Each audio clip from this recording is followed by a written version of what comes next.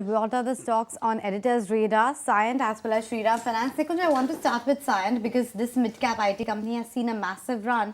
And of course, there's that trigger of the DLM IPO coming as well. That's the trigger right now. Nisha, you know that what's happening to the entire electronic manufacturing cluster. That's one space which suddenly has now become the new pot of gold, so to speak. Now, what is the connection? Well, they got a subsidiary which they're planning to take public. If you want to take the subsidiary, it could lead to potential value unlocking.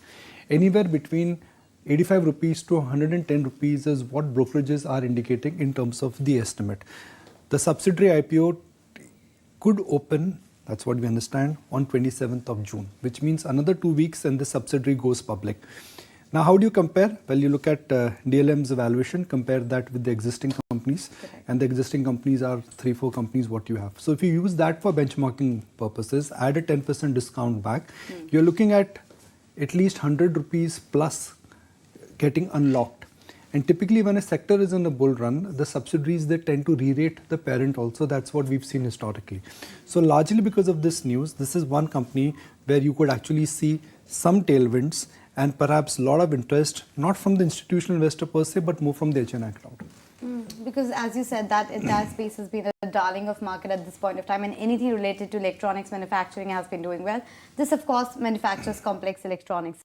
But Nikunj, what about Shriram Finance? We have seen that just this week itself, earlier TPG had sold around 2.6% stake, and now we understand that Piramal Enterprises is also exiting.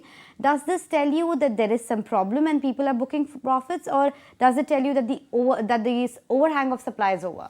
So you have to realize that who are the investors here? TPG, they've had a long-term association with Shriram Transport Finance that ran into years. Shriram, the Piramal Group bought a strategic stake. It was more than an investment, and later on when they were not able to scale up what their plan and what their vision was because of regulatory challenges and change in business strategy, they treated this as an investment. They are looking at exiting their investment. This has been an overhang. This deal of Piramal exiting Shriram Transport has been an overhang even pre-COVID. Yeah. Pre-COVID, this has been an overhang. In the works for a Finally, long time. that deal is going through. Now, there are two parties here. One, Piramal Enterprise, they will get the cash, and second is Shriram Finance. So why are we picking up Shriram Finance? Yeah. That's largely because of the business cycle the company is in. The business cycle is essentially CV financing. That cycle has picked up, and especially the second-hand CV financing, that business is picking up. See, imagine the number of roads. Number of roads are getting added up.